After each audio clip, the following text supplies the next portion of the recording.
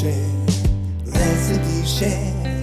Share a little recipe with Recipe Share. Recipe Share.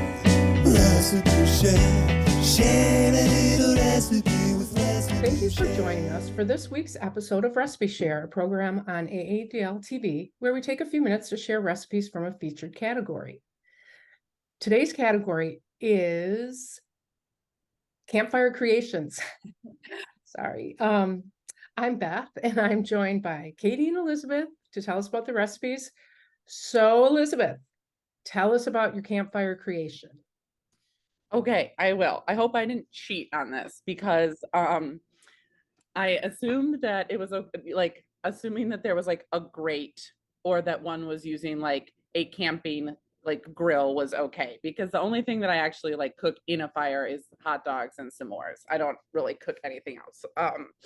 So this could be done on a like grate over a fire. Some of the campfire pits have those that you can flip down, or if you have like a camping stove with a grill, that would work too. But this recipe is for shrimp scampi foil packets. And I love foil packets because you can pre-make them and pop them in the cooler, and then they're like ready to cook for a weekend camping trip. So this was really easy and went really well. So basically you take, however much shrimp you want, however many people you have, but whatever. This one called for 1.5 pounds, and it was going to make 4 packets. I just used a pound and made 2, so whatever. But anyway, some butter, some dry white wine, some minced garlic. It called for fresh rosemary, fresh thyme, fresh squeezed lemon juice, zest of a lemon, some crushed red pepper flakes, salt and pepper, and parsley leaves. So basically you combine everything in a bowl except the parsley. And I guess the parsley is optional. You just toss it, and then you cut 4 sheets of foil, divide it in, or 2 sheets in my case, divide it into the portions, into the center of each piece of foil, and then fold up, covering completely, and seal the packets closed. And then they're quite easy to transport if you've sealed them well. And there wasn't too much liquid or anything. I was really happy. Like it was just like, there's a little bit of juice, but it wasn't like leaking or anything at all. And then you basically, when you're ready to cook, you pop them, you start the fire and pop them either on the grate, or as I did on the like camping stove that I have on the grate. You cook for 10 to 12 minutes, and you can kind of peel them open with some tongs or whatever to check and make sure they're done. And then if you brought along the parsley, you're supposed to garnish with that, at the end. So it said to just eat it, but I actually brought along some like kind of good like hot dog buns that I toasted like on the same griddle, and then like put the shrimp in there just to like, I don't know, make it kind of more hearty, because I wanted some like carbs as well.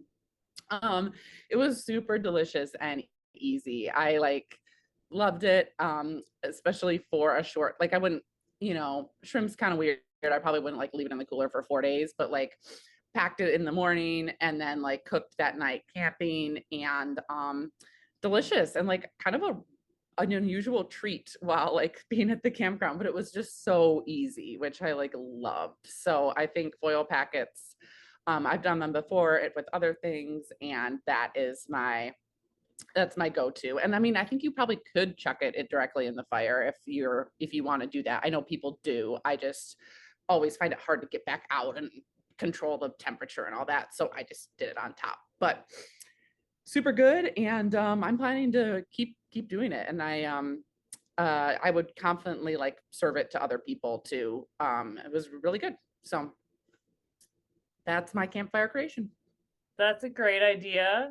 I also love foil packets, but I've never made shrimp in them, and I love shrimp, so I'm definitely going to try it. And I absolutely love that you made it into a sandwich too, to make it a little bit harder. I was like, where is she going with this? And I didn't go sandwich, and I thought that was really genius. So excellent. Good job. Yeah, that sounded tasty. I was just thinking another option could be some of those prepackaged rice. I don't know how those work though. Oh Yeah, yeah, those but would or be just good. pre-cooked rice. Yeah. But it's good to have it. It's way easier to have it as a sandwich. I, yeah. And that also sounds like something you could easily put on top of some greens as a salad. Oh, absolutely. Yeah. Definitely. Yeah. No, So it was good. And yeah, I'd recommend it if you're a shrimp fan. So cool. Yes. yeah. So Katie, what's your campfire creation?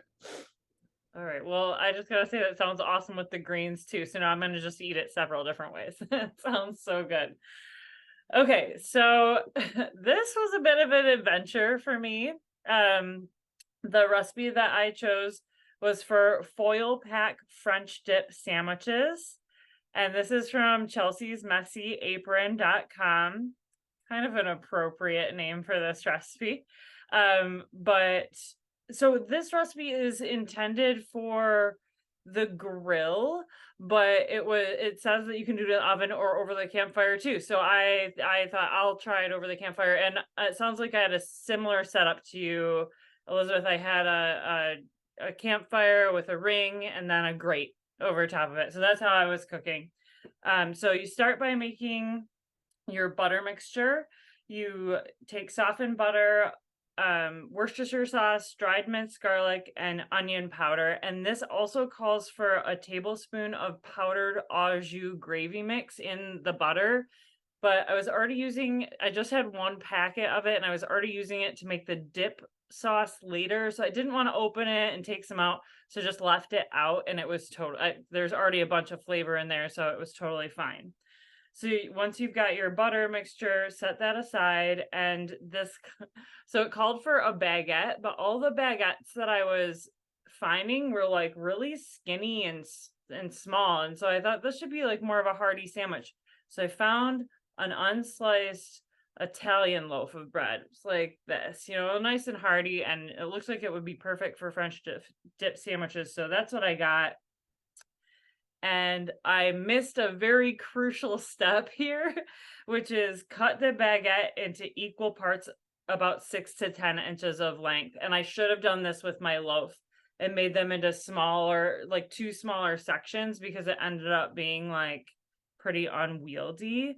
But what you do is you make an odd number of slices in your loaf, only cutting about 3/4 of the way through, so it's staying attached on the bottom. But it's important that there's an odd number of slices, because these are going to be pull apart sandwiches with 2 slices each. So you got to kind of do the math as you're cutting and stuffing.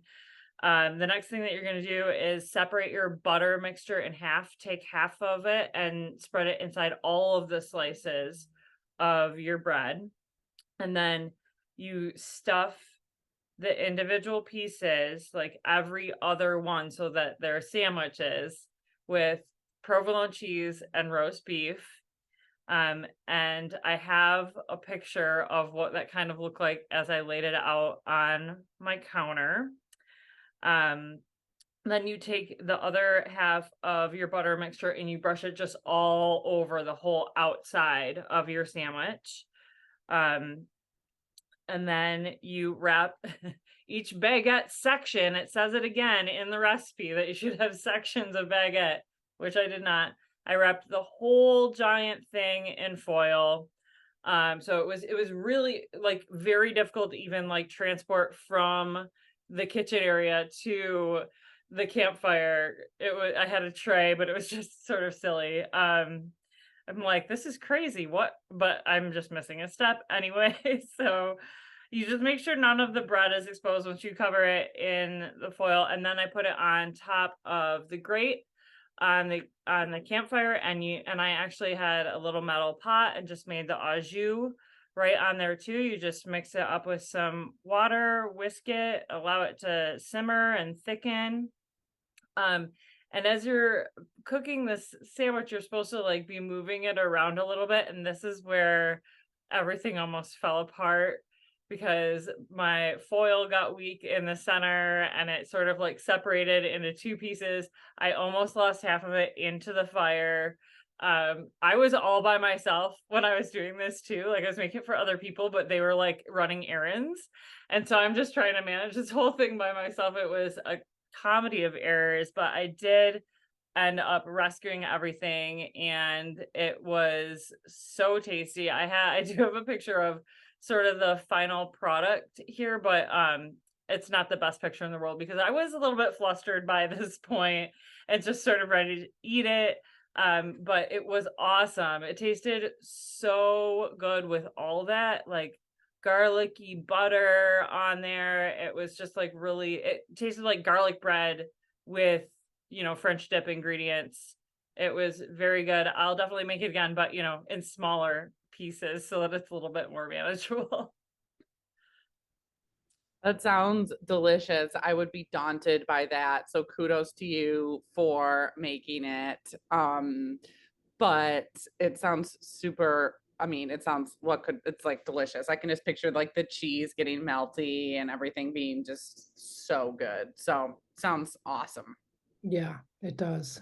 It does sound good. Was that roast beef like from the deli? Yeah, I Yes. just got some. Okay. So that she did suggest that you make sure that you get like the rare roast beef from the deli since you're going to be cooking it over the fire and everything. So that was a good suggestion. So that's what I did. Cool. Yeah, yeah. Sounds yummy. You Uh, guys, you really were creative in this venture, and I'm proud of you. oh, well, Beth, tell us what you made. Well, so I I decided to what else do you ever make in a fire? S'mores, right? I had seen an idea recipe about making s'mores in foil packets. And so I kind of based it off that. But what I did was I used a lotus cookie. You know those little, you get them on airplanes? Okay. It's a little cinnamon sugar cookie. And then I also had, I used them up because this is a new package. I had these Hershey's chocolate bars that are exactly the same size as this. And so I took a foil and I made a sandwich with the chocolate, and then I took a marshmallow and I cut it in half. I have pictures of this. I experimented a couple different ways. The first way I actually took tongs and wrapped it up and held it over the fire on my gas stove. That didn't work out so well. It burnt the part of the cookie. So I decided to put it in a skillet, which you could do once your coals are. I just put in a very little one, and I turned it for like 4 minutes, like 1 minute on each side, and then I just turned it off. So what I would do is probably, like if you had a little skillet, then remove it with the top on and let it just steam up, and then I opened it and I ate some for breakfast today. And it was good. I have to say it's convenient to wrap it up. You could make a bunch of them and put it on in a skillet or a pan or whatever in your fire. But it was just kind of nice not to have to worry about the mess of, the marshmallow, So is that cheating? I don't know, but okay, good. I'm liking this. So we used to use fudge stripe cookies when we'd make s'mores. And that was always a good way, but I like this too because it's just so edible. I like that idea because honestly, like graham crackers are just not my favorite. And so having an alternate, like I do like those cookies that you get on planes, and just I like the idea. I don't know. I've never occurred to me to not use graham crackers. So this is eye-opening for me. Good. Yeah, I was really bent on, I was debating. I had some Girl Scout Thin Mints too, but I was like, no, I really want to try it with these cookies. And I did. So I still would call it a s'more because you definitely wanted some more. Well, I just recently had s'mores for the first time since forever, since I can remember. So probably since I was a little kid, right? So we're up north and somebody brought ingredients for s'mores. So I was like, well, sure, I'll try one. They were good, but like the chocolate didn't melt. It still was like really hard in the center. And so I think if you made them in the foil packets like that it would get a little more melty, and I think I would like it better. So I'm going to try that the next time I have the opportunity. That's a really good idea. And I don't Cool, think it's yeah. cheating at all. I think it was genius. Thank you. Thank you. I was encouraged here by my partner to do it. I was still debating this morning, but I'm like, yeah, I'm just gonna do it. Cause anyway, so yeah, they were good. And think about it for your next s'more. For sure. All right. That was fun. So I guess what I can do is take us out by saying thank you for watching Recipe Share. Be sure to click the link below to look at the event page on aadl.org to find the recipes we talked about and share your own in the comments. Join us the next time when we will be talking about vibrant vegetable soups. We look forward to seeing what you've been making, so thanks for sharing. Recipe Share, Recipe Share, share a little